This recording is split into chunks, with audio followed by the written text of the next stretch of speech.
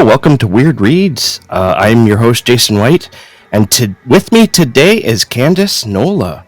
Candace is the award-winning author of titles such as Bishop, Beyond the Breach, Hank Flynn, The Return, Shadow Manor, Violent Nights, and much more. She also runs Uncomfortably Dark Horror, a publisher of horror books and anthologies. Uncomfortably Dark Horror also has author services, which we'll talk about, such as their 360 editing and opportunity for reviews. Now, hang on, I have a thing here. Okay, it says we're still recording, so I'm just going to assume we are, but I had a warning come up. So welcome to the show, Candace. How are you doing today? I am fine. It's been a long day, but I'm good. I hear you. It's been a long week, honestly, to a long month. Yeah, I can agree with that as well. Yeah. 100%. So I want to thank you not only for coming on and talking with me. I want to thank you also because I know you have a day job, you have a family life, and your own writing and publisher responsibilities. So taking the time out to come and talk with me means a lot to me, especially for moving the time frame as I requested. I absolutely appreciate that. Oh, you're welcome. So I want to break the ice a little bit here. I know that you're a fan of horror movies, and just from listening to you talk on podcasts, I know that you that's pretty much all you watch outside of all the publishing stuff. So I was wondering if you have any, since it's spooky season, I was wondering if you have any recent recommendations for this time of year. Recent. Wow, that's one thing I don't get to do a whole lot of these days is watch a lot of the new stuff when it's still new. Mm-hmm. Yeah. But I did get to watch Talk to Me, I believe was the title of it, and that came out a couple of months ago, which I thought was absolutely fantastic. Was that with the hand? Yeah. Yeah, that was creepy, and that movie is nasty. It's brutal too. Yeah, it is. Really, really enjoyed that one a whole lot. And then what was the other one that I just watched? Bring Her Back. Oh, Bring Her Back. I think that's the same people who made Talk to Me, isn't it? I think it was. And that one was almost just gruesome and just creeped me out a whole lot. I think I actually watched that one twice. Like I watched it one night and then I went back to it the very next night and watched it again because I felt like there were some things that I missed and then there were some things that were just so well done. I wanted to see it again. Yeah. So I actually watched it twice. I need to see that movie. I haven't seen it yet. Oh yeah. Well, watch it, and then I won't say too much because I don't want to spoil it. But it was just as good as Talk to Me, and then I did watch The Long Walk last night. Awesome. The Long Walk. Have you read the book? Of course. Yeah. Yeah. Was it? I heard it's pretty close. Is that true? It was. Yeah. This was probably one of the most well done Stephen King adaptations that I have seen, and I'm pretty sure I've seen almost all of them. Excellent. Are you a big Stephen King fan? Huge. Yeah. I have everything he's ever written. Yeah. That's awesome. Have you read all of his books, or do you have a number? You've read everything. Everything. I own everything. Oh, I've read them all. I have them all lined up over there on the wall. Nice. I've been a Stephen King fan since I was about 10 or 11 years old. Awesome. I'm wearing my Stephen King shirt right now. Nice. You don't have to, but I have another podcast called Short Bites, a Stephen King podcast, where we discuss Stephen King short stories. Okay. So I would like to invite you onto that sometime in the future if you'd be interested. Sure. Excellent. Love to. So I ask this of all my new guests. You maybe answered it there. I don't know. But what is your horror origin story? Did it start with Stephen King? No, it started with Edgar Allan Poe. Oh, nice. Yeah. As far as reading horror stories, Hmm. it would have started with Poe. My first experience that I can remember with horror stories was an album that I had when I was about 6 or 7, Hmm. and it was Alfred Hitchcock scary. Alfred Hitchcock's Scary Stories for Kids. Oh, yeah, yeah. I've They heard of were that. like spoken, and there were like 5 short little stories on this album. And I had one of those record players that, looked like a little suitcase. And I used to listen to this album all the time, and they had some really creepy stories, and I was just hooked. Oh, Like, nice. oh, that's nice. Like it was just a whole different thing than the little nursery rhymes and the fairy tales and things like that. But I was also raised in a very open-minded horror household, paranormal household. We watched pretty much everything was paranormal or science fiction or horror movies or Oh, that's Twilight Zone, the whole 9 yards, you name it. that sounds like fun. I didn't have parents like that. They didn't like restrict me from watching. Actually, I can't say that. In my teens, we watched a lot of movies together, Mm. and so a lot of horror movies and whatnot made it in there. I remember watching Silver Bullet for the first time and getting excited because I had no idea Yeah. what it was at the time, but I just remember seeing the full moon and looking at my mom and my stepdad and saying, "Oh, this is going to be a werewolf movie. I just know it." Oh, that was one of my favorites. I don't know how many times I've watched that movie. I know it was at least 12, Yeah, but it I've was watched a one lot of too. my all time favorites when I was like 11, 12 years old. Yeah. It's Like, great. going back to Edgar Allan Poe, though, I was introduced to him at school because I swear when I was in public school, almost every year, The Raven, the Mhm. poem, was like we would do something with it in every class that I wouldn't say every class, but the majority of the classes I was in. It was like Yeah, the Raven, the Raven, the Raven. very. Did you guys do that at school at all? We did, but my first experience with him was not the Raven. It was at school, and it was a recording of the Telltale Heart. Yeah. And the narrator was reading it like in full character. Like you could hear like the man going insane. Like he was reading it like full blown, like this is happening to him right then and there. And I was just hooked.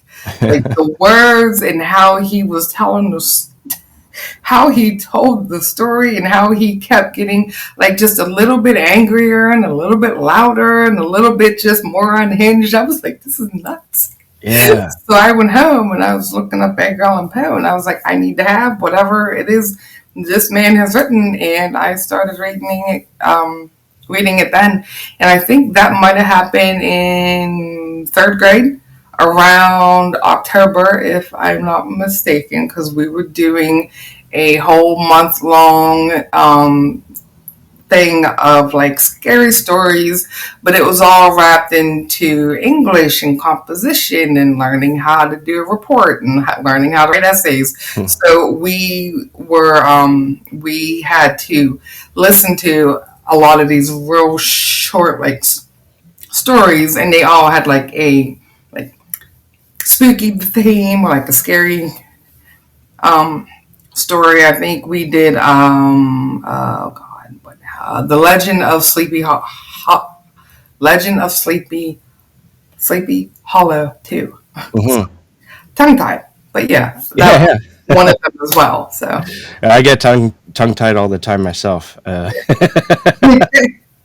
Um, what would you say was the first writer that made you think I want to do this as well? don't know the name, but ever since I learned to read, it was pretty much I've known.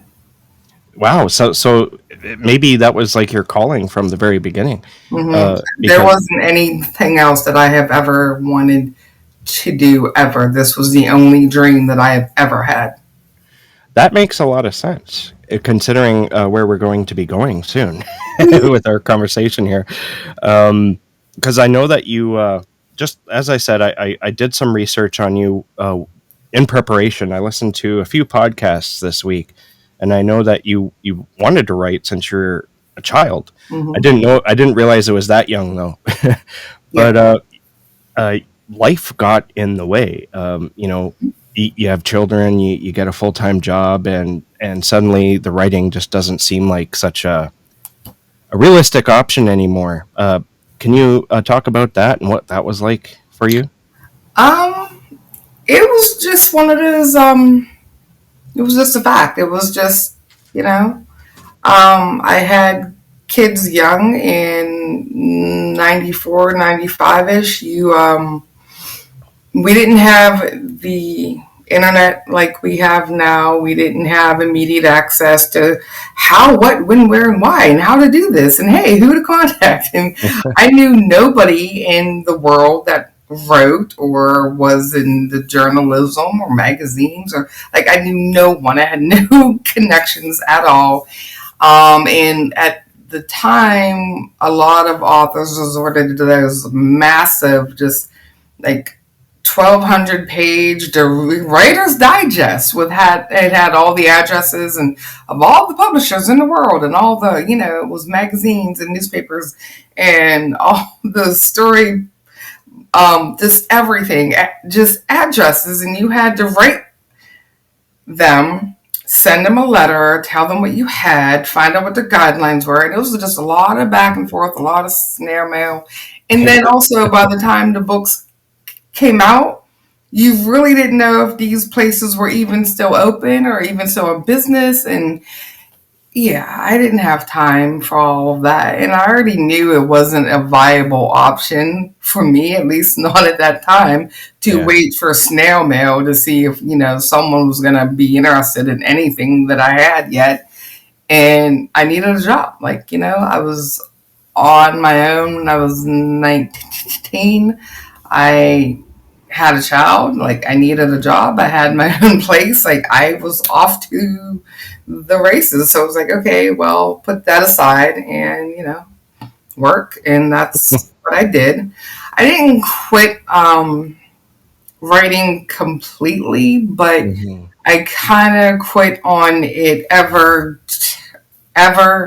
turning into an actual, I don't know, I wouldn't call it a career yet, because it's not my only job right now. Yeah. But I wouldn't call it a hobby either, because I do this every bit as much and as full time as I do my other job. Yeah. But I didn't really look at this as an option at the time for to be a source of income. And I didn't have anyone that was willing to, hey, I'll support you while you write and do the snail mail forever. And I was like, no. So it's funny that you mentioned that, because I started writing in the early aughts, like 2000, 2001, and I remember sending those manuscripts into the mail and waiting like months, sometimes years. Well, in today's world, you can still end up waiting for years, but waiting and waiting and waiting, and then you get like the reply, and it's a rejection. Yeah, and it's a rejection. Yeah, I hit it pretty hard for those first 10 years, and like from 2000 to 2010, and I think that was like some serious learning happened there. But something similar happened to me. I had a kid with my wife, and I also ended up doing this factory job where I was doing 12-hour shifts a day. I'm sure my listeners are really sick of me talking about this, but it really affected me because I couldn't do anything other than work. Yeah, I was exhausted all the time, even on my days off. And so I switched careers recently in the last couple of years, and that has helped me like a ton. I'm able to write again, and I'm writing like a lot more than I ever used to, really. Well, good. And reading, oh man, I'm reading like 70 books a year, and that's insane. So I was going somewhere with that, and I kind of forgot. Okay. Oh yeah, this sort of ties in. Like I really enjoyed how, because I read your online bio on your website, Mhm. and you mentioned that the way you got back into writing was a friend approached you. They said that they wanted to write a novel, and they got you to help out, and so you guys were co-writing it. And then you learned that they didn't want to write the novel. Well, it was a Uh, trick. yeah, it was a trick to Yeah. get you writing again. Can you? Mhm. That I think is awesome. That's a really good friend you have there. Can you talk about that? Um, it was a find I had made. I guess at this point now would be about 12 years ago, and I probably met her around 2000. No, not 12 years ago. About 11, around 2015 or so. I met her, and she was just like an online friend. Mm-hmm. And we had this online mobile game that we played, which is how we met in one of the chat rooms where you could talk to everybody you played with. Yeah. And I won't tell you anything else about the game because it's a whole other story, and I'll go off on a tangent. Yeah. But her and I met there, and she is an aspiring author as well. And I used to talk with her a lot about her stuff. And Mm-hmm. she was working on a couple of kids' stories, and I used to help her brainstorm a whole lot, like a lot. Oh, it turned into like an almost every night thing. And she was always like, "You need to get back into your writing, and you need to still be doing this." And I was like, I'm working 12 hours a day. Like, I don't have time. I just got married. My kid's like in college and working, and I got a young son that I just had a few years ago. And I was just like, I wouldn't even know how, what to do, like where to start. I was like, that was, a teenage dream. I was like, and I probably cannot even compete with half of the writers that are out. And I was like, I know. I was like, this is fun. Like, I'll help you. Like, this is Yeah. nice, but no, I'm good. And in 2019, it was early January 2019, she called me with this, "Hey, I found a contest I want to write for, and it's a speculative fiction piece, and it can be horror, sci-fi, or paranormal." She's like, "I thought maybe you would help me write a story, and we could enter it as like co-authors." And I was like, "Oh, that's cool. That sounds, like it might be fun, but I don't Yeah. want my name on it." I was like, "But I'll help you, like brainstorm or whatever." And she's like, "How about you just give me like an opening monster, whatever to start with." She's like, "Give me a way to open the story, add in a monster that we can like work with, and I'll just jump in." I'm like, "Okay, whatever." So like that night, I had the opening to my first novel written, and it was like 2,500 words, I think. So I sent it over to her that night. I'm like, "Here you go." And she read it over, and she thought it was great. And I'm just kind of laughing at her, like, "Okay, whatever."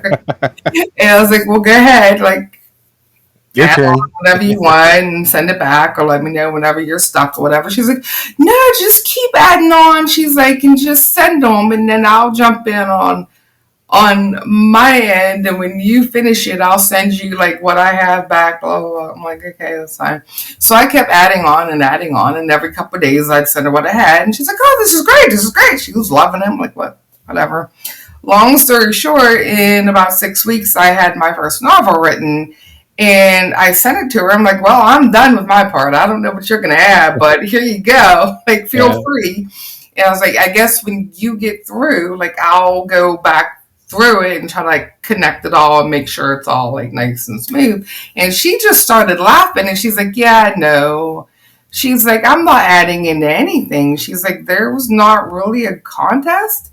She's like, "I just wanted you to see that you still had what it took." She's like, "So what are you going to do with it?" And I was like, "What do you mean? What am I going to do with it? Like, what do you mean?"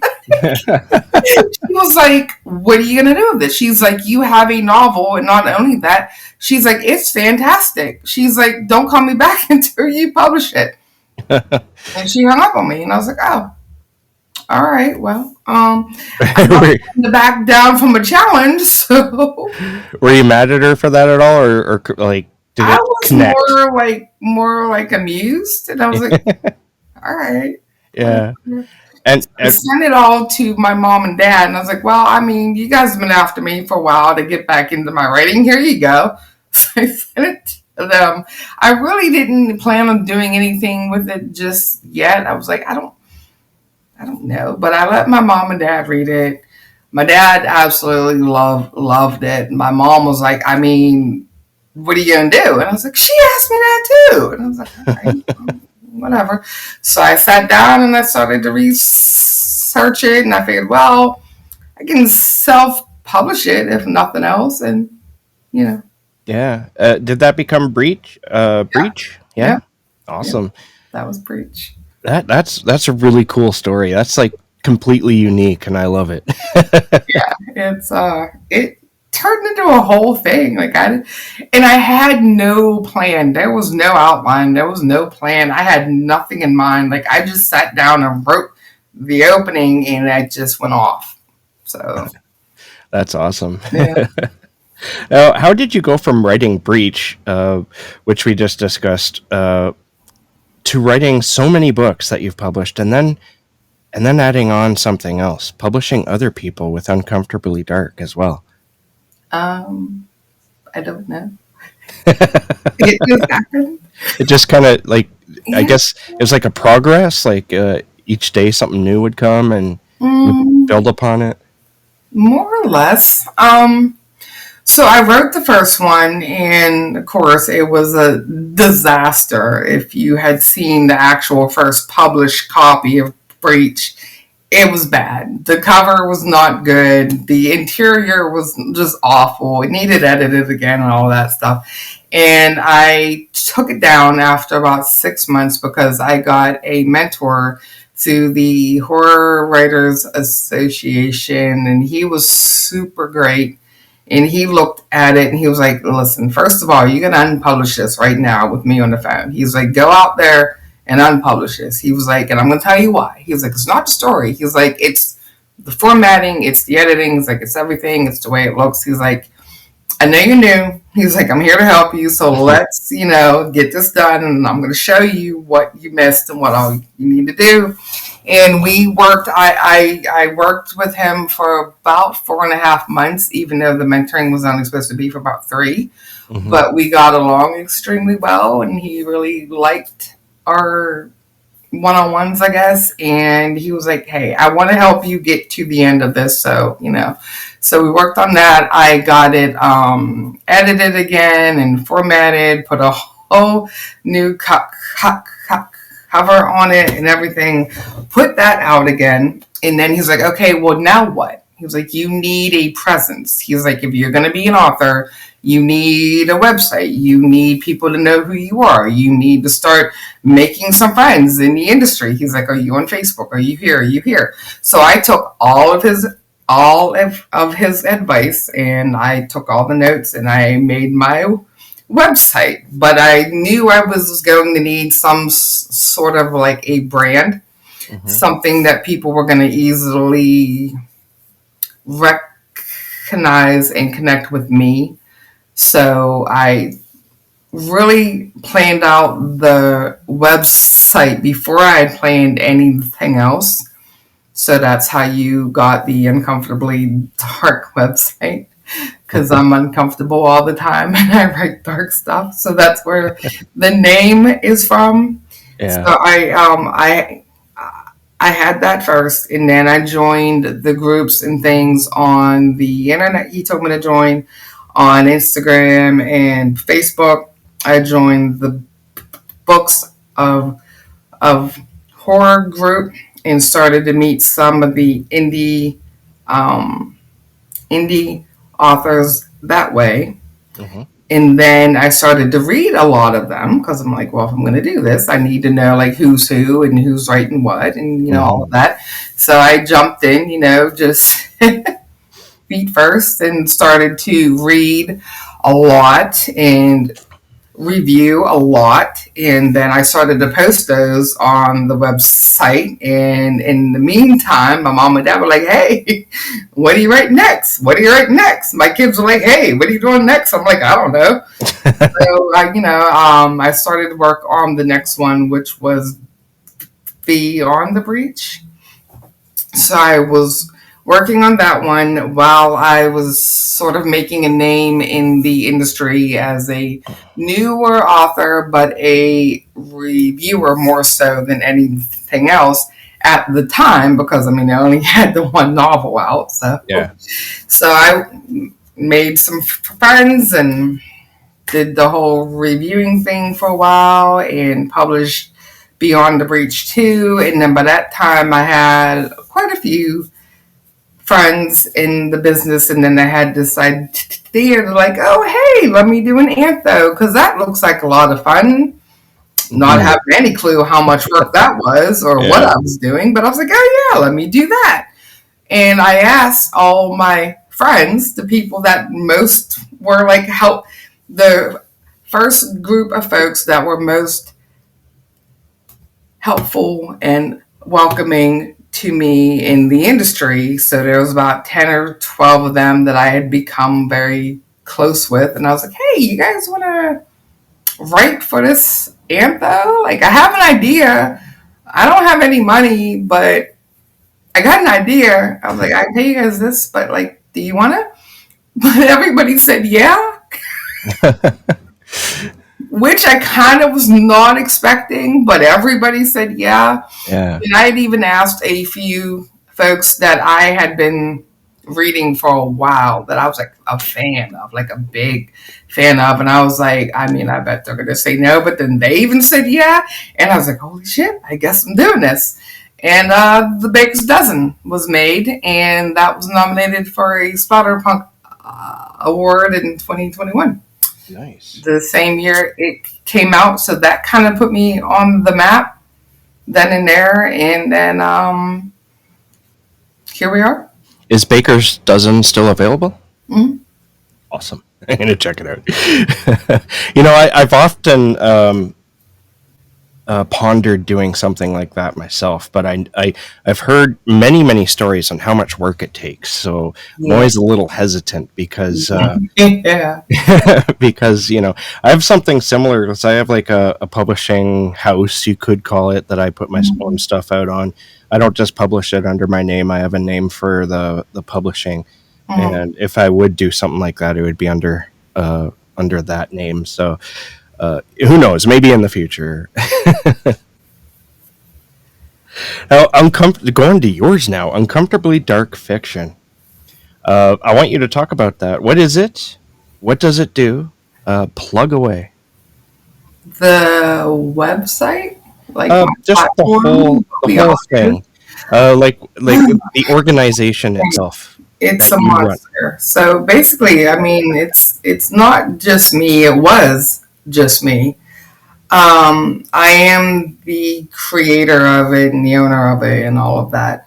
But right now we have a 6-person review team. Mm-hmm. We post indie horror reviews every day of the week on our blog on the website. We post special interviews, reports, new release news. We host cover reveals now.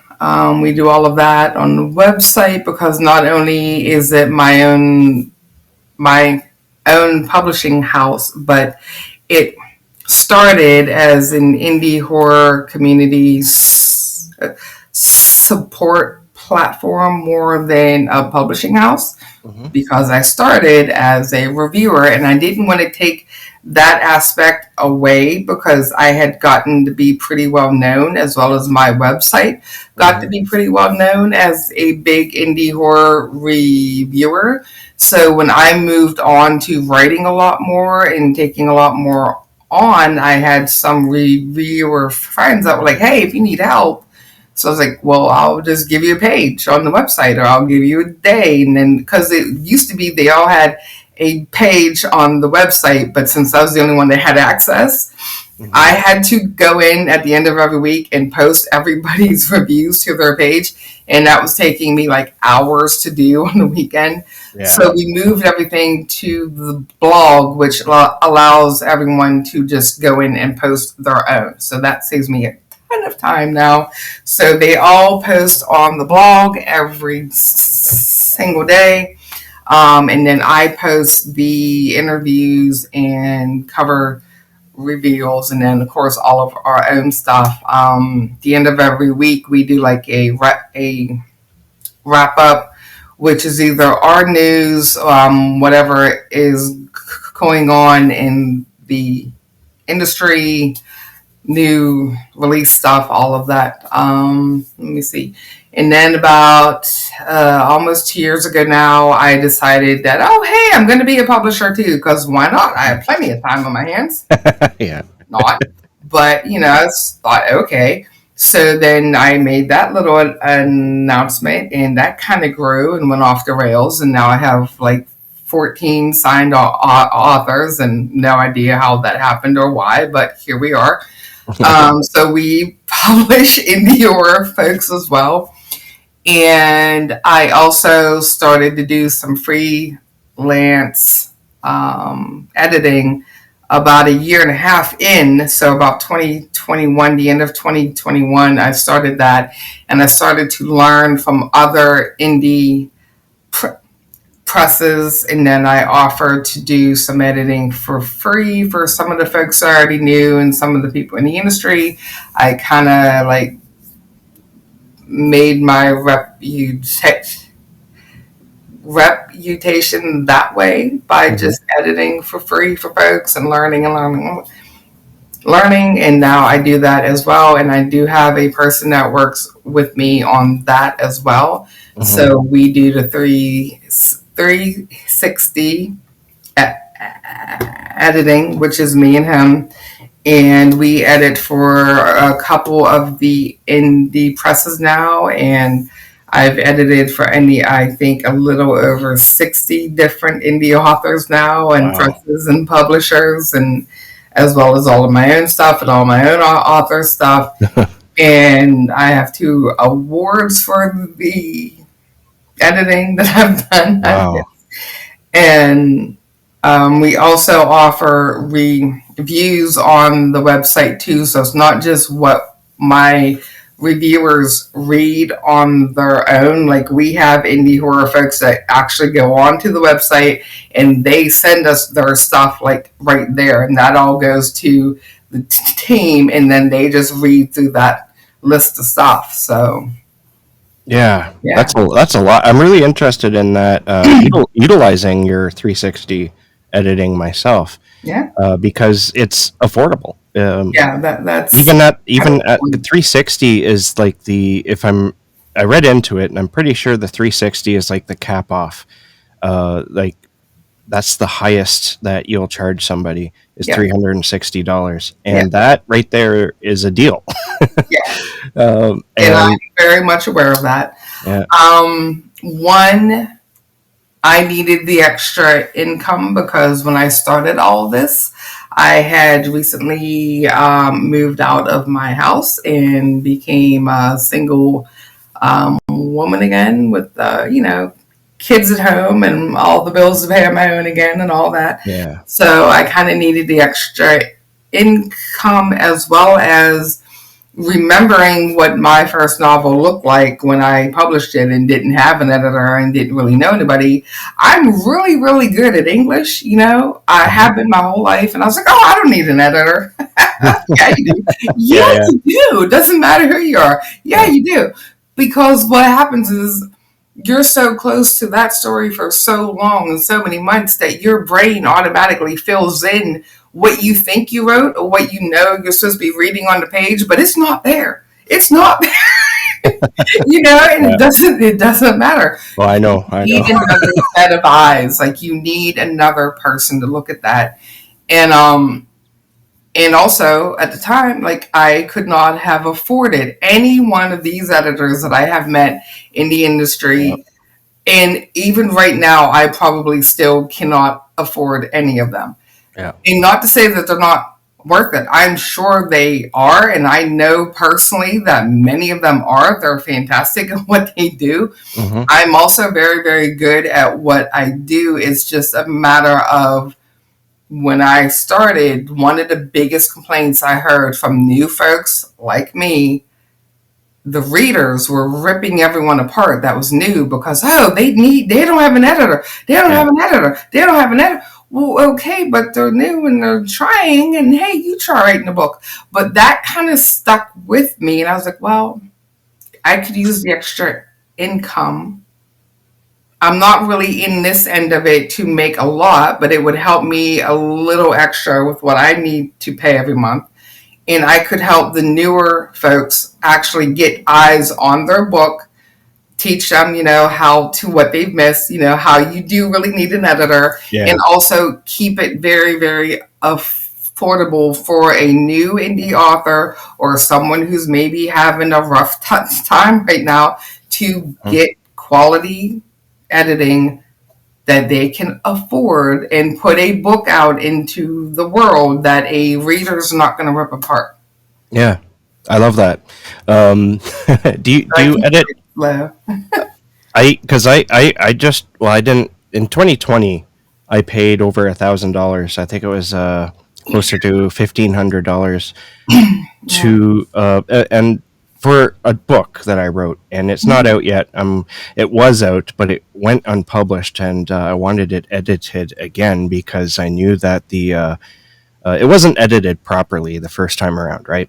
Mhm. So like I said, I hired that editor, and they were very good, very thorough. But I was still working that job, so that $1,000 that I spent on that just sort of sat for like 4 years Yeah. without me doing anything with it. But I've recently gone through those edits, and I just finished them last week.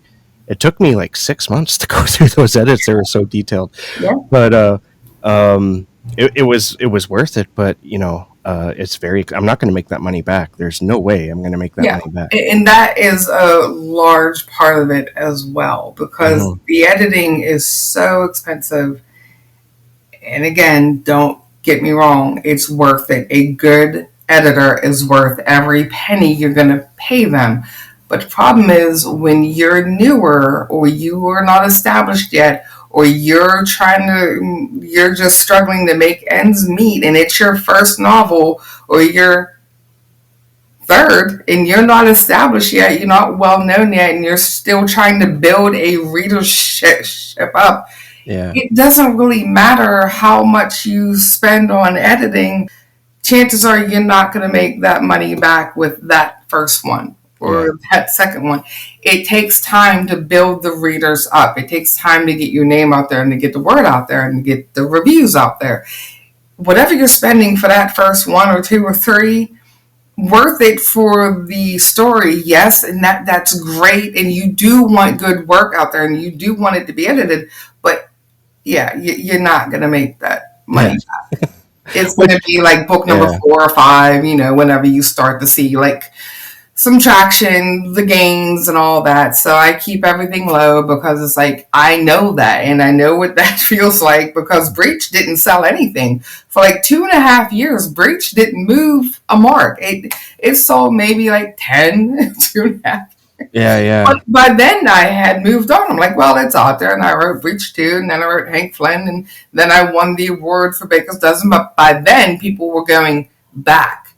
And now they're reading Breach, and they're reading Beyond the Breach, and they're reading Yeah. that. So the books are there, and they're good, and they're edited as they should be. So whenever they do go back, they'll find a good story, well edited, waiting.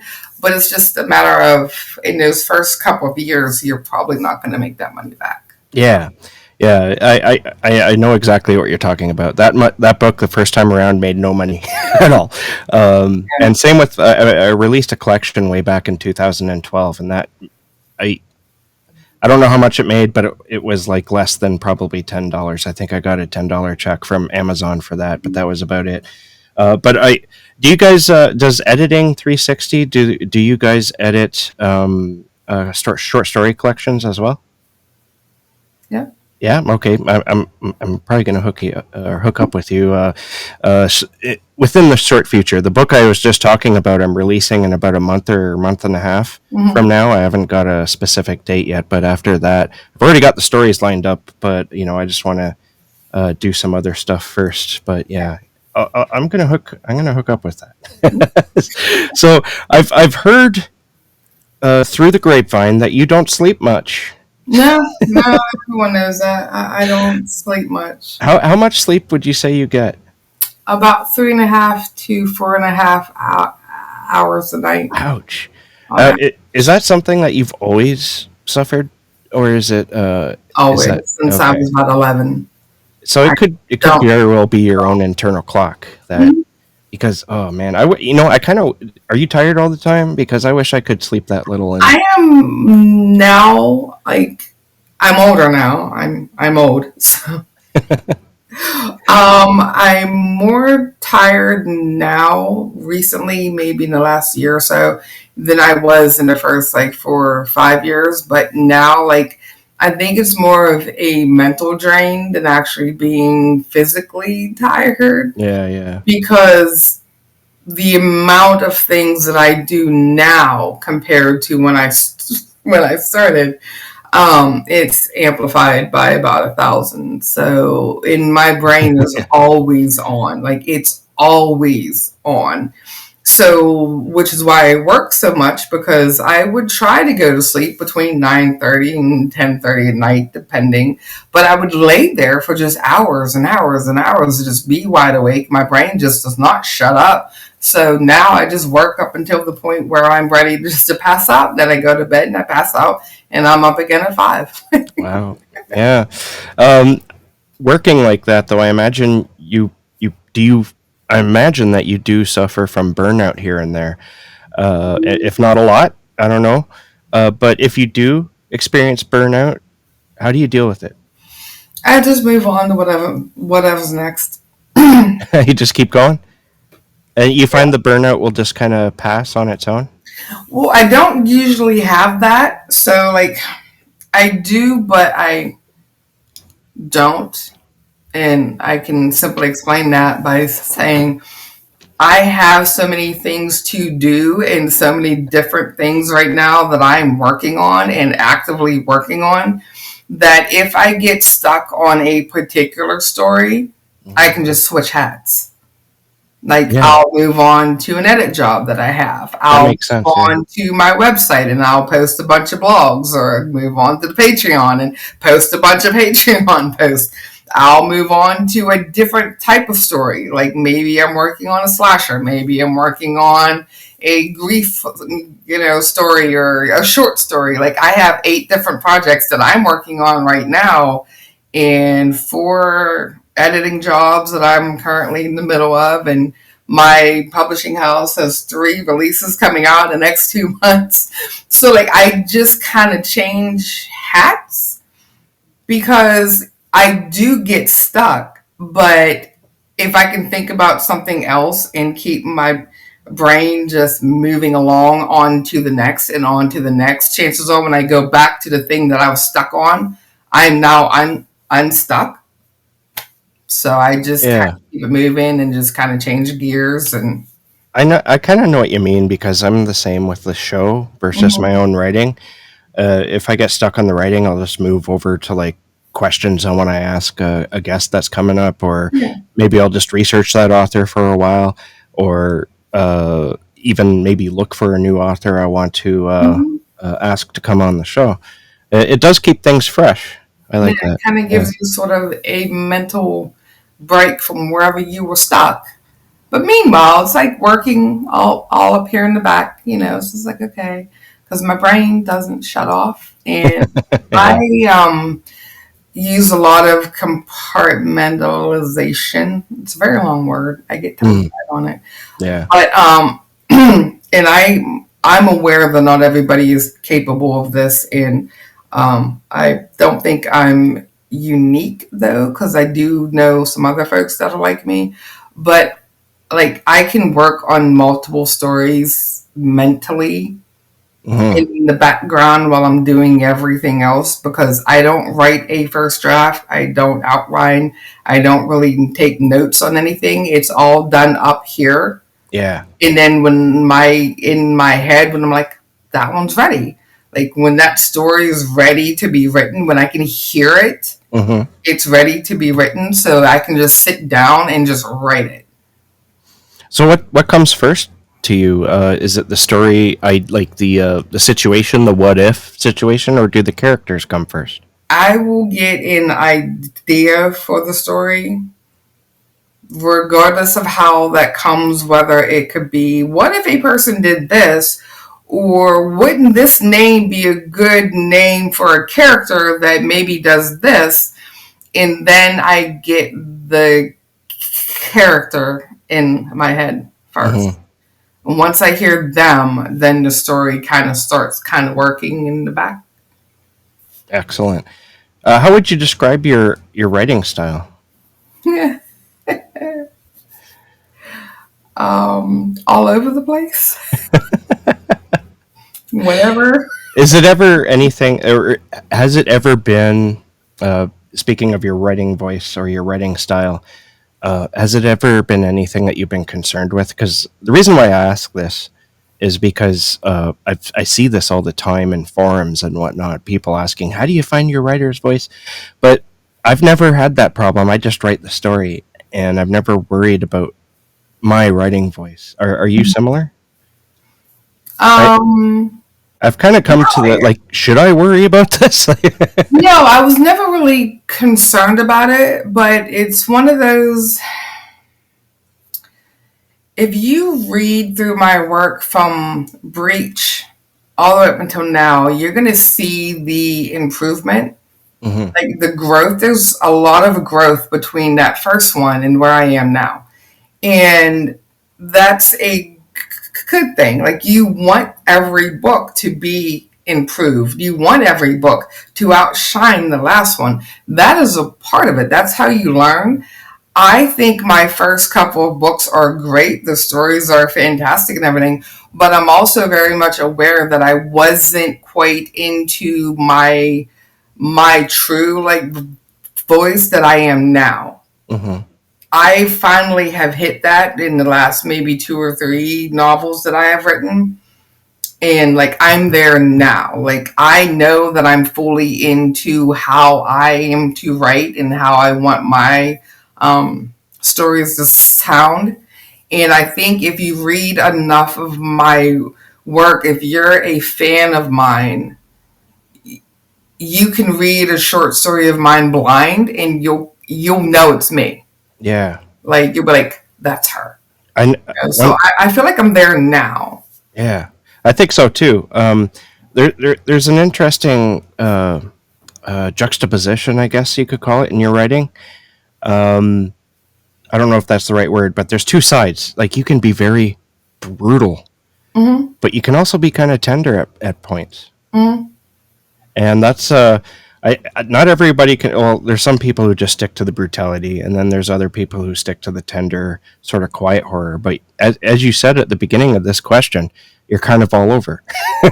I can write pretty much anything, Yeah, that's which awesome. I also know I know that now. I mean, I will always write a horror story over anything else, but if I wanted to write a romance, I could. If I wanted to write a fantasy, I could. If I wanted to write anything else, I could. I don't want to.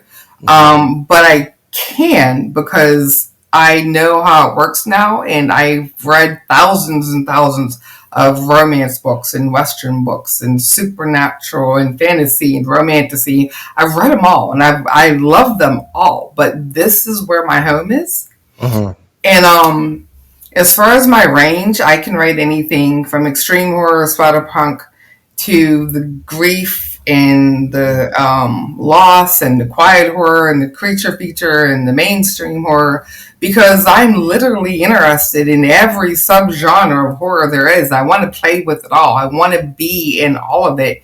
And it's just one of those things that at first it was, oh, I wonder if I could write something that really pushes my boundaries. Hmm. So I did. And then it was like, well, hey, what if you did a comedic horror thing? And I was like, I don't really know if I could, but then I did. And it went over very well. And people were like, how in the world did you come up with that? I was like, I don't know. But I found out that I could write that as well. And then I tried a haunted house story, and I was like, oh, but I wonder if I could pull this off, because that is my absolute number one favorite story to read is the haunted house story.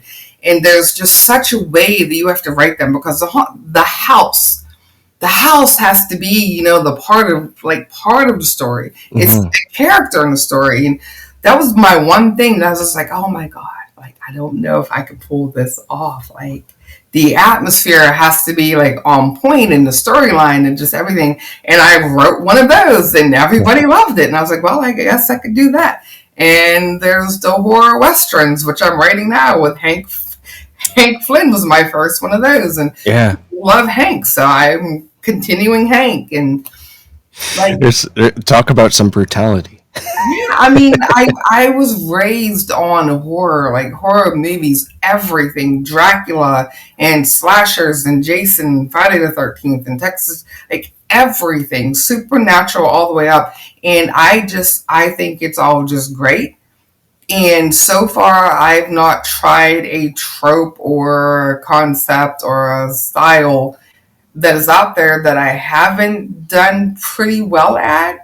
I Hmm. won't say great. I'm sure not every single one of my stories is fantastic, but I feel like I have done a pretty good job with everything that I have tried, and everything after that, I've only improved on, because you learn with every single story. So, like, you just add in that stuff that you've learned and you just make it better. Just keep going. So, Yeah, absolutely.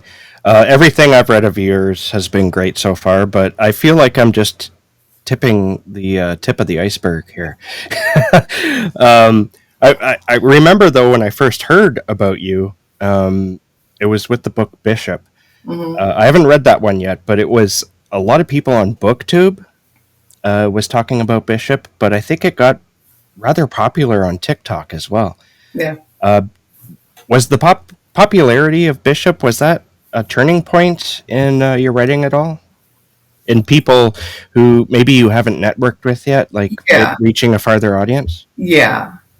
It was huge for me. Yeah. I think between the combination of, well, it was the Splatterpunk Award nomination in 21.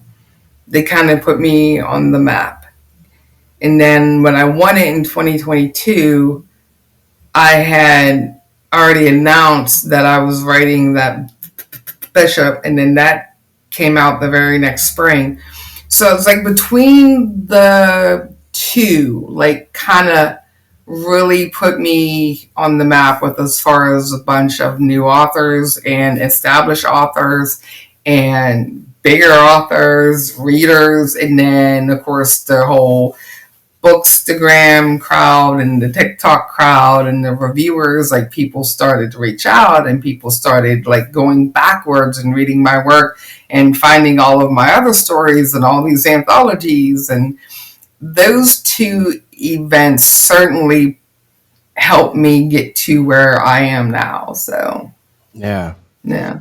I first started reading you at the very beginning of this year, 2025. Mhm. The first book of yours I read was Shadow Manor. I absolutely loved it, and it was one of those things where I had like a whole bunch of guests I had to get to, and I was like, I really want to ask Candace to come on the show, but it kind of went to the back burner, and so here we are in October, finally talking. That's okay. Uh, but we corresponded by email. You mentioned that Shadow Manor. You're really proud of that one.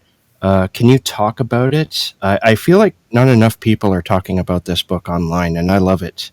So I also want to know why you're proud of it as well.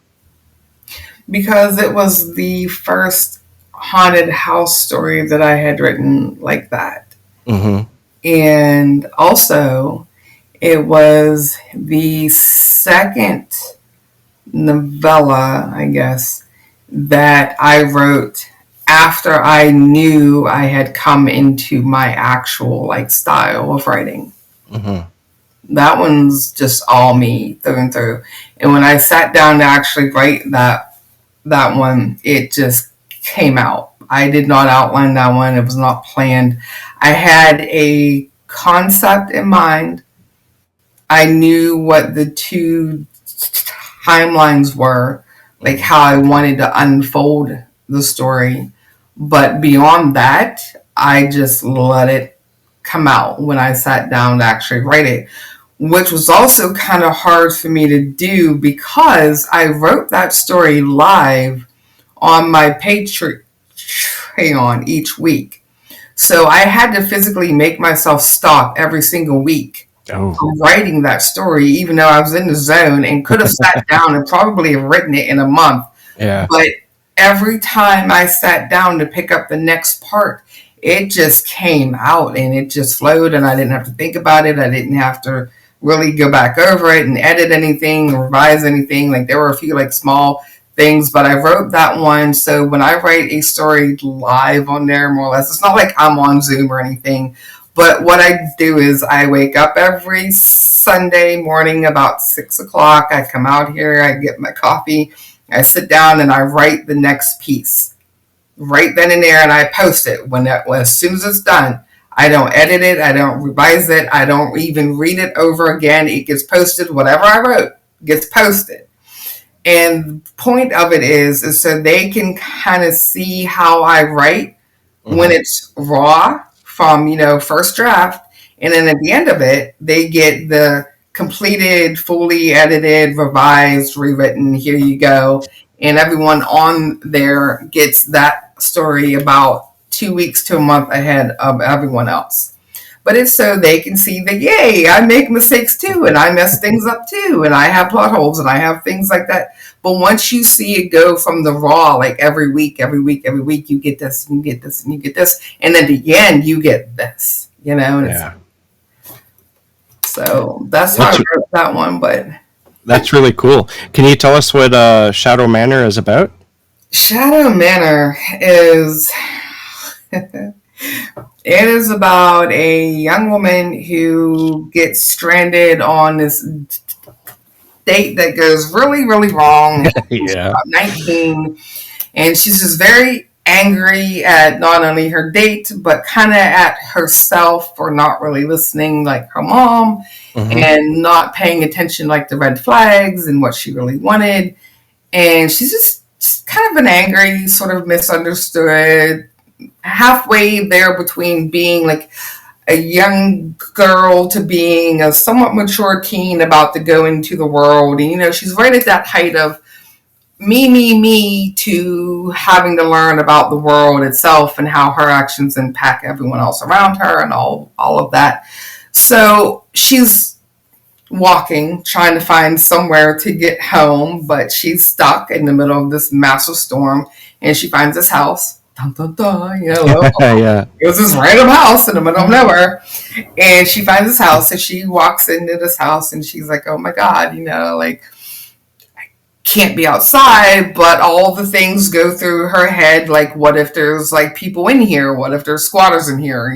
What if? So she goes through all the things and tries to check out the whole house and everything, and she figures out, okay, it's empty. I'm just gonna hang out here, and then in the morning I'll call my mom and I'll make my way home or whatever. So she spends the night in this house, and it's just this massive house, and there's a library, and there's this big dining room and kitchens and everything, and it's just really lovely estate at one time, but now it's kind of sad and lonely and old. And so as the night goes on, she starts exploring the house, because why wouldn't you? Nothing else to do. Yeah. So she's exploring the house, and she finds a journal, and she opens it, and she realizes that it's a handwritten journal, and from the first page or so, it reads like it once was. It belonged to the woman who used to live there. So she takes it back downstairs with her to the library because, our manor has to have a library. Yeah. And of course, she's chosen the library to hole up in for the night because, books, right? So she's Yeah. there. So she takes it back to town with her and she starts to read it. And the journal starts to explain the story of the woman who used to live there and everything that went on in that house. But also, the storm gets worse, the night goes on, and she starts getting creeped out a little bit by what she's reading. And then she starts to see something out of the corner of her eye, and lo and behold, the manor's not quite empty. And she learns over the course of the night the story of the actual house, what occurred in that house, but she also learns a couple of things about her own life as well. And yeah. Yeah. I like the gothic ghost story aspect to it. Was that something that you wanted to Yeah. sort of I want to say approach, but that's not the right word, but do, I guess? Yes. Yeah. Yeah. That was the story that I was afraid to actually write Oh, really? Yeah. because I love a haunted house story more than anything.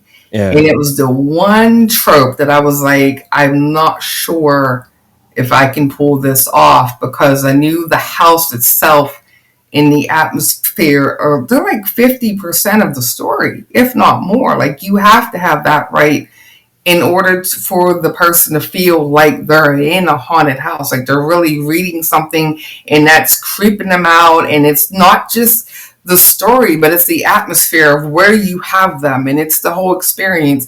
And the house itself almost has to feel like it's a living part of the story.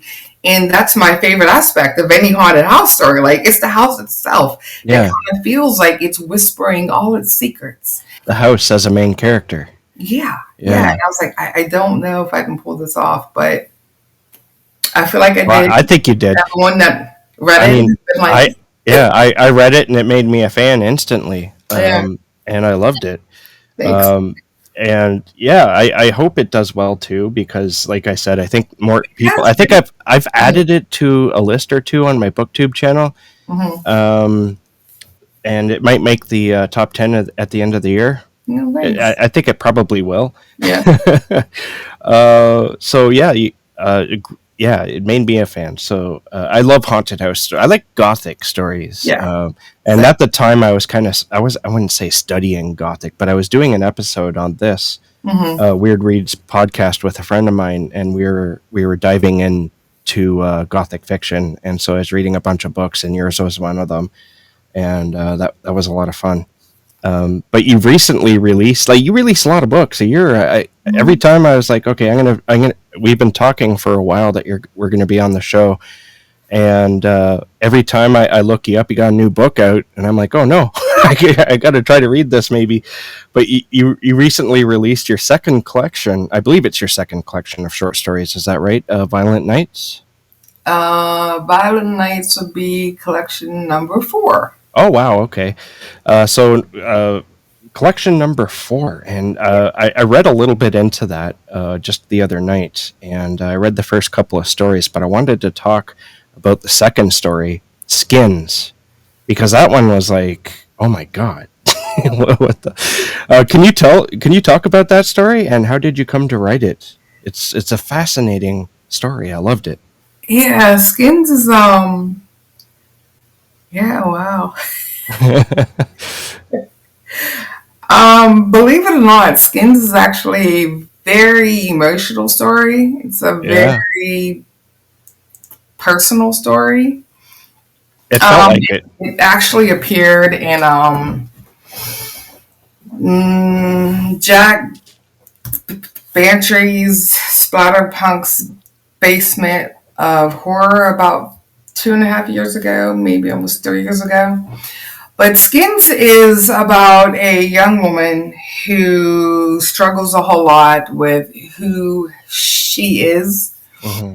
and how she is continually rejected by anybody that she cares about, whether it's a friend or her home life or a new man or whatever, with every attempt at her trying to make friends or trying to find someone that loves her or whatever, she tries to reinvent who she is to match what she thinks they want her to be, rather than just allowing them to love her for who she is and letting them find out who she is, because she's been rejected so much that she thinks, well, if I find out what they like and what they're into and turn into that and, dress like them and start talking like them and, look like them, then maybe they'll love me too. Maybe they'll want to be my friend too. Maybe they'll include me too.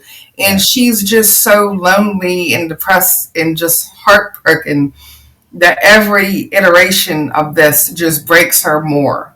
It just doesn't work. It never ever works. And when the story opens, she's on the last one and she's finding out that the last person she was with has rejected her once again. And of course, she goes and finds out who they're with and she tries to become the new person. She's like, look, but I look just like her. Like, isn't this what you, and I'm like, you don't understand. It's not that, it's who she is. And she's like, but I look just like her. Like, and it had nothing really to do with her looks. It was just the personality of the person that they had now found. It was who they were, not their outside or what they were into. It was just who they were. And she comes to understand that no matter what she does or what she thinks or what attempts she tries to make to reinvent herself, no one wants her in that way, like in that light. Like, she just doesn't understand why, because her whole life she's never been wanted, she's never been accepted for who she is, not ever. So she thinks she has to keep trying to be someone else. So it opens up with that last rejection, and ultimately she's making her way down to the bridge and she's going to jump.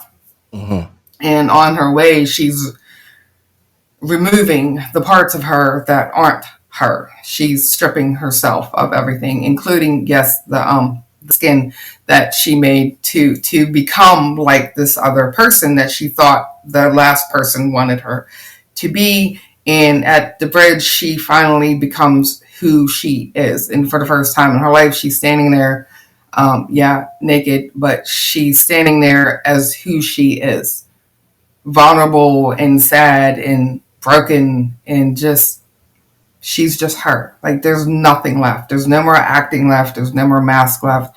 It's just her. And all she ever wanted was someone to just see her. You know what I mean? As she is, she just wanted someone to see her. But as she's going through this, she basically, the whole story, almost the entire story unfolds in her fall, in the free fall from the bridge. She's already jumped. She's on that first rail and she takes that step and she's falling. Mm-hmm. And the whole story unfolds in that fall.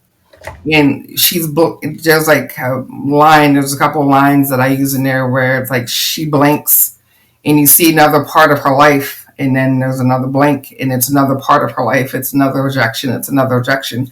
But along the way, you see the one person who was trying to help her, who was actually her friend.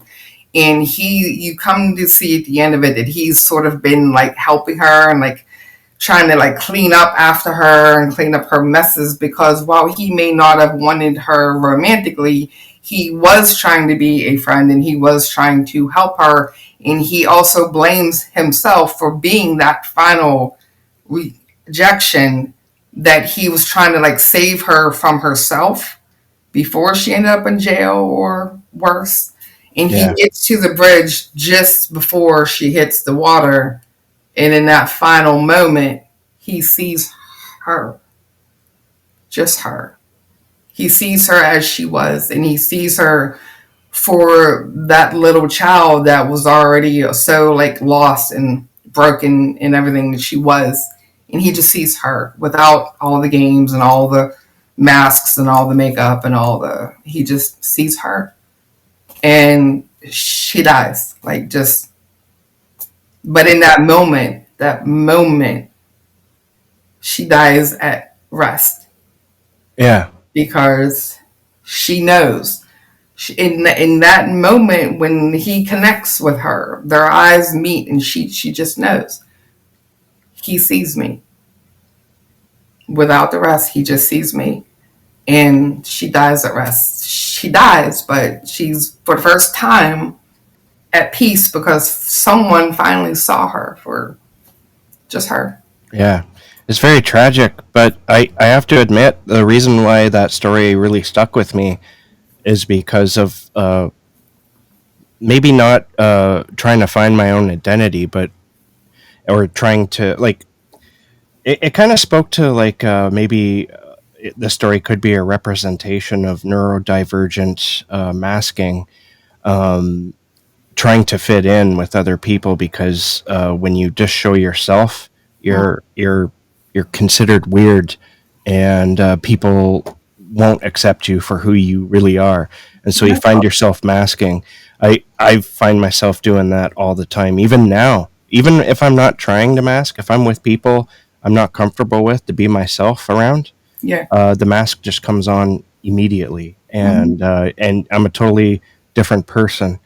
And so I've never read a story quite like that before, and it really touched me. The ending was just absolutely, well, the whole thing is absolutely tragic, but the way, the end result is just gut wrenching. Yeah. Yeah. So how do you when you're first off, how do you decide it's time to make a short story collection, and then how do you go about picking the stories for it? Um, I don't know. The first one, well, what happened with my first one, I was asked to do a series of books for Death Heads Press. There's too many S's in there. I'm always like, which one's plural? Yeah, yeah. And that was before they changed hands and sold their business to Dead Sky. So, Death Heads Press was the publisher, the original publisher for all of the splatter westerns. So they sold all of that and their everything else to Dead Sky. Mm-hmm. In the midst of that, I had already been asked and given a contract to write 3 chapbooks. Well, Ted Sky reached out afterwards and asked if they could keep that, and they wanted to make it a collection instead, and could I add a couple more stories? So that's how my first collection was made, and that is Demons in My Bloodstream, which came out about a year and a half ago. So that's that one, came out with them. And this one ended up having 6 short stories in it, plus 1 reprint that I already had made. And it opens with an opening poem that I had written it is the title of the book. So that was how the first collection was made.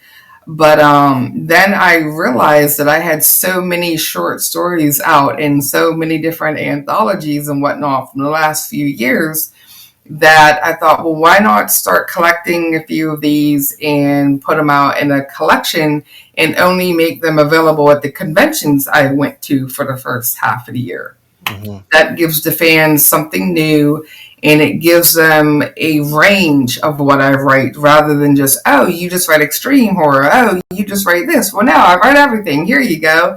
So what I did, I took that idea and I ran with that. So about 2 years ago, I made the first collection called Blush and Bone. and it has about 11 stories, I think, and there's some flash fiction pieces in there.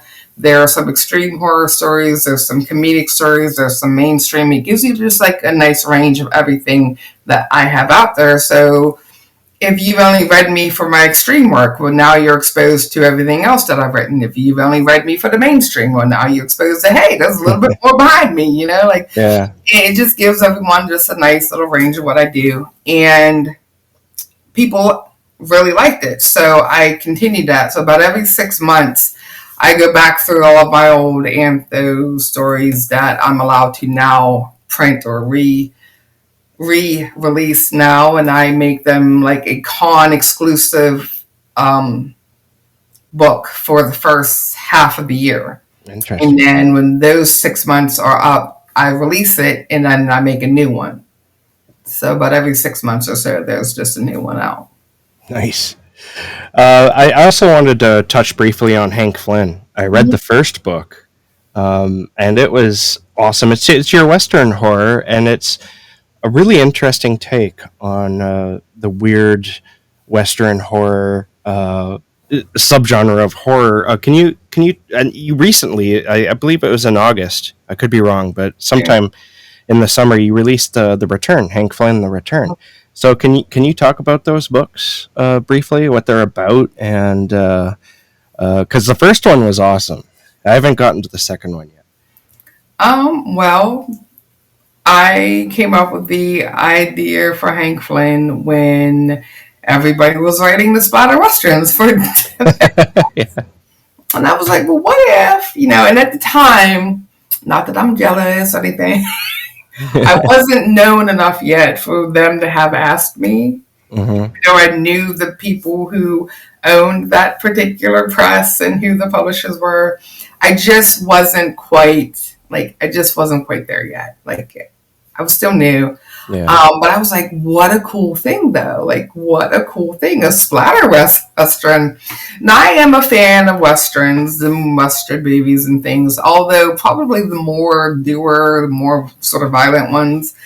I found some of the older Western babies to be maybe a little bit dry, but I've always been a fan, though, of the Wild West, though. I've always read like the historical books and historical children's books, and don't get me started on Little House on the Prairie because I haven't read them all. Like, I don't know why, but I've just always have been a big fan of that time frame for whatever reason. So when they started this whole thing with the splatter westerns, I'm like, how cool is that? Yeah. Take horror and add it to that? Like, how? So I was thinking about it, and I was talking to my dad, who got right on board with my writing.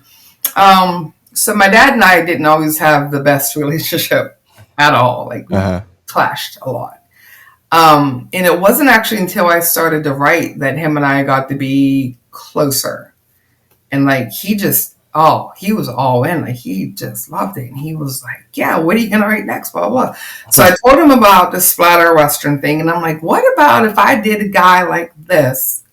And I kind of told him what I had in mind. And he was helping me brainstorm. And what it eventually came down to was he was supposed to help me with the storyline and with some of what Hank does in the story, because Hank is a demon hunter, more or less. And one thing we haven't touched on yet in this is that my mom and dad are paranormal investigators. Oh, really? Yeah. So my whole life, they were always into, hauntings and possessions. And both of them have experienced quite a few paranormal experiences and things like that. But another thing that he was very much into was demonology. So a lot of the story was going to be based on what he knew of the demons.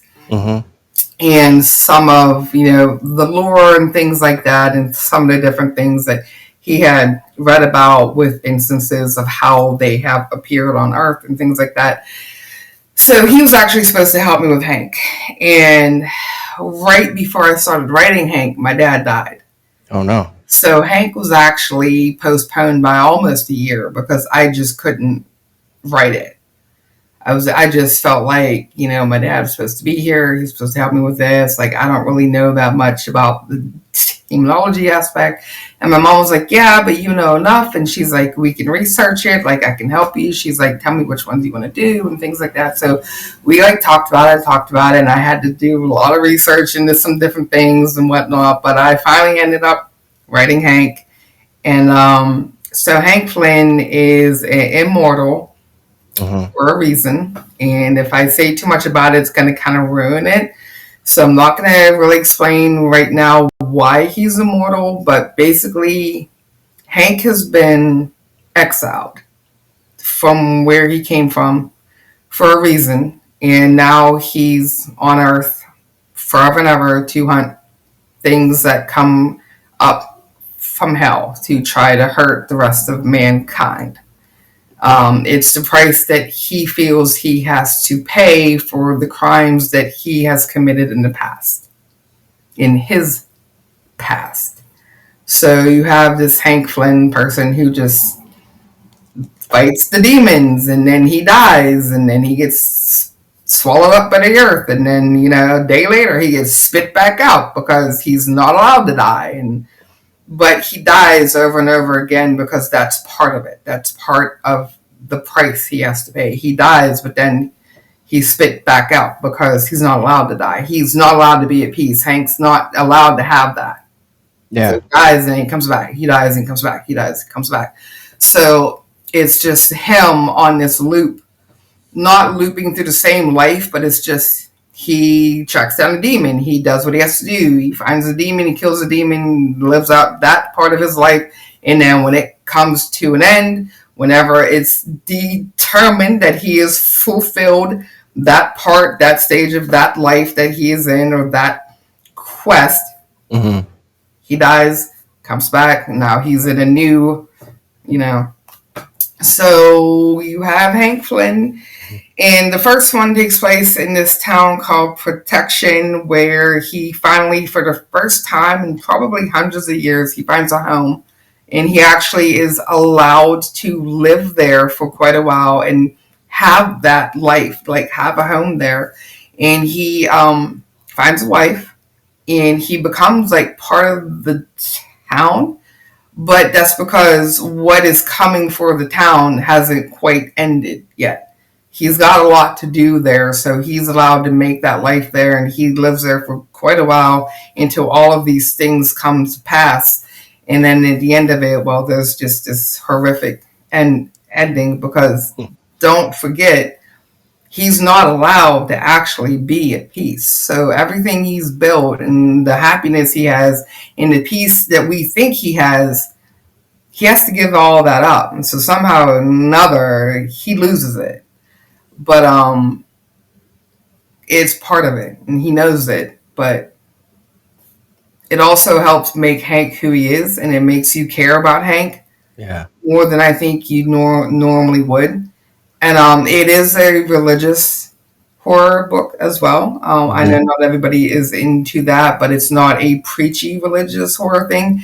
It's religious enough for you to understand like where Hank comes from and why the things occur in the book the way that they occur in the book, which I think I did add in some pretty cool things in the book as well. Yeah. But the fun part of Hank being immortal and him coming back, I can put Hank in any part of life, any part of the world, any time frame that I want, and his story just continue and unfold and unfold. So there's going to be a lot more Hank. Yeah, that's exactly where I was going with that. I was like, because you have book 2 out. It just came out. And so I was wondering, is this going to be, do you think it'll be a long-running series?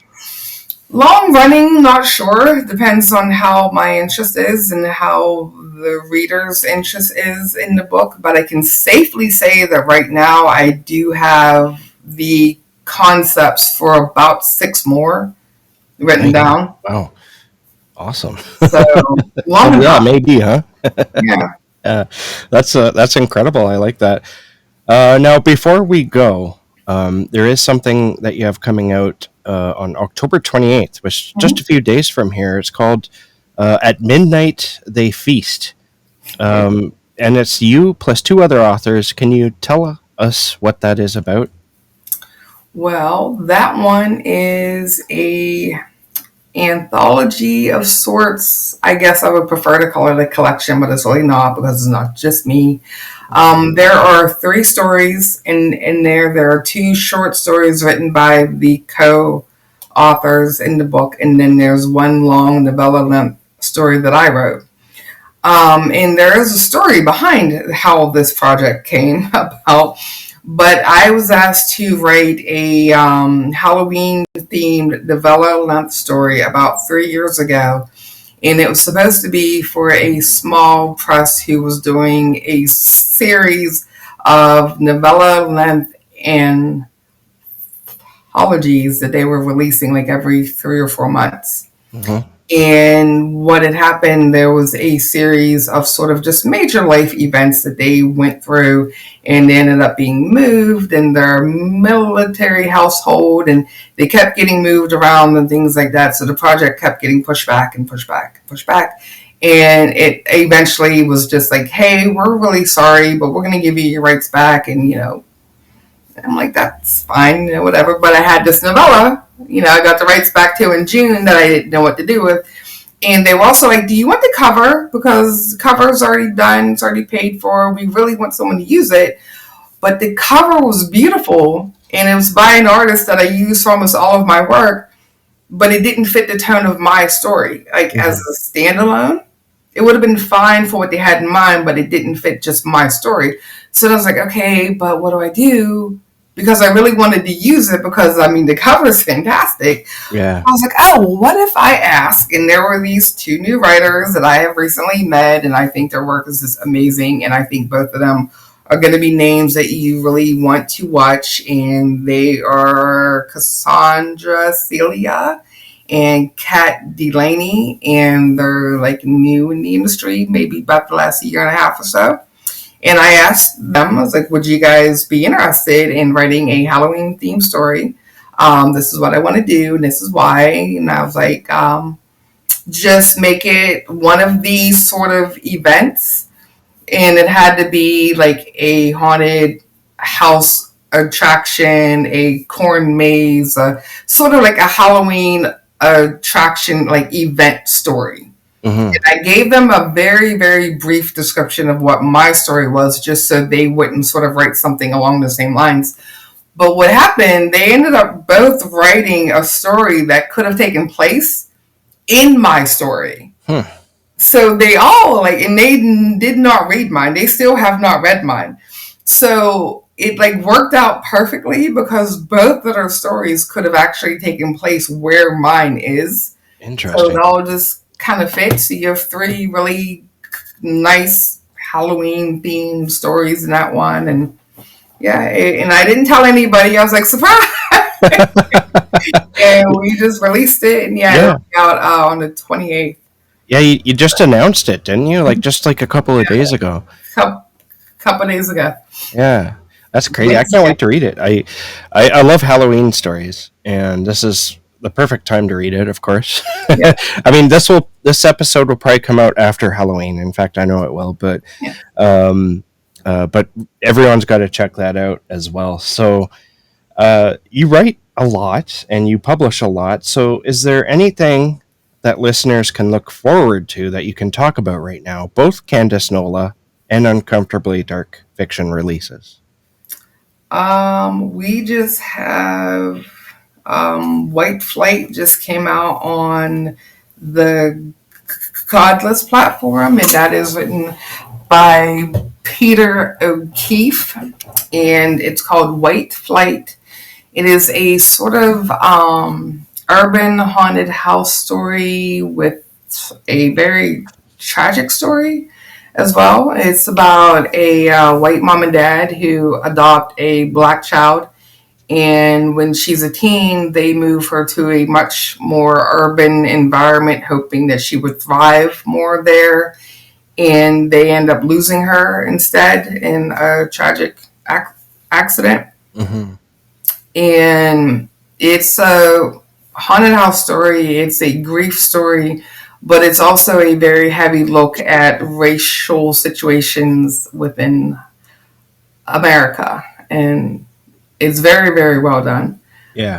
So that it will actually be out on Amazon on November 5th, and everywhere else. Our next release is Jason Nicky. Sorry, I get stuck on some words. That's fine. But his next novella is coming out on December 5th. Will be our next one. And it's about a group of high school friends that reunite for like a weekend trip, and things just go horribly, horribly wrong in the Badlands. That's the name of the story. So that is out next. And for me, I have on my Patreon right now, there's a story about to wrap up, and that will be another sort of surprise wide release in December, not next month. So that will be out soon. That'll be a novella length. It'll probably end about 25,000 words, and it's called The Barista. Mm-hmm. If you're a coffee fan, you may not want to. Yes. Are you going to try to ruin coffee on us? I mean, not really, but this one definitely leans a lot more into my extreme side of things. Okay, nice. So there's that, and then Bishop 3 hopefully will be out in the spring. We did have to push that one back. It was supposed to be out earlier this year, but my co-author got sort of swamped with a bunch of projects he had to write, and he writes a lot like me, where once something is in his head and it's ready to be written, like he just has to get it out, and that's fine because I write that way as well. But we do plan to have that one out in the spring. And then I do have about 4 other short stories and anthology stories that'll be coming out in the next couple of months. I have a Try Not to Die story that'll be out next fall, and 2 more novels that I can't talk about yet. That'll be nice. So you're definitely keeping busy. Yeah, a little bit. Yeah. Awesome. Well, I think I'm done for now, but you are definitely invited to come back anytime you want. Or maybe I'll reach out and you and ask with a certain release or whatever. I would love to talk to you again. Yeah. And I'm gonna maybe after Christmas I'm gonna hit you up for that editing 360. Yeah. I hope you're not too busy and that you put a hold on that or anything. Yeah. I'm not scheduled for December or January yet, so. Oh, excellent. Okay. You're still okay. Excellent. Good to know. So where can listeners find you online should they want to keep up with updates and whatnot? uncomfortablydark.com is the number one spot to find me. If you put my name in your search bar, you can pretty much find me all over Google. My books are on Amazon and on Goodreads. The publishing house, you can find all of our stuff everywhere. If you want to follow us, we have our own Facebook group. We have a Patreon. I have my own personal website under just my name, Candace Nola. So I have my own website. The publishing house has a website. And then there's also a storefront on the publishing house, and you can order any of my stuff or any of the publishing house stuff there as well. And everything will come, with all the swag and signed and all of that fun stuff. So awesome. Well, thank you so much for taking time out of your day to come talk to me. I really appreciate it, and I hope to talk to you again sometime soon. All right. Sounds good. Thanks.